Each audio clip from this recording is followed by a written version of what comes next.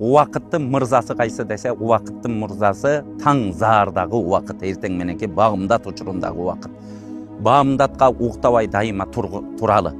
Урматтуу бир туугандар, анан мусулман баласы багымдат учурда таң заарда туралы эмне кылышы керек дегенде ушул нерселерге өтө көңүл буралы. Биринчи, багымдат намазын сөзсүз бир Алладан коркуу менен окуйлу. Пайгамбарыбыз саллаллаху алейхи ва саллям кимде-ким таң заарда туруп багымдат намазын окуган болсо, ошо күнү Алланын коргоосунда болот деген. Эркектерибиз жамаат намаздарга баралы. Жамаат намаздын сообу 27 эсе сооптуу. Багымдат намазга ошо караңгы учурларда багымдатка базып баруу дагы жаннатка боло турган бир нур болот экен, урматтуу бир туугандар.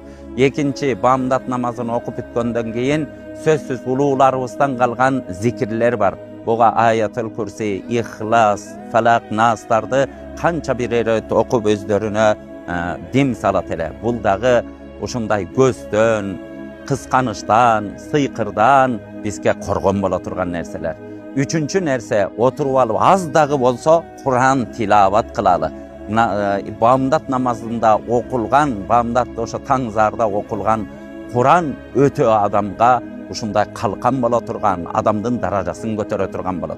Төртүнчү, дайыма үй бүлөбүзгө, ата энебизге, жакындарыбызга багымдаттайын отуруп алып дуа кылалы.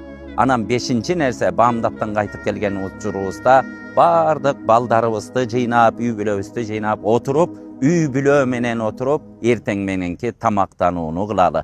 Анткени ошо биргелешип отуруп тамак ичүү бул берекет чакырат, урматтуу бир туугандар. Ушул амалдарга бекем бололу, иншалла Алла Таала жакшылыктарды, соопторду, берекеттерди дагы ушу амалдар менен кошо берет. Алла Таалам кабыл кылсын.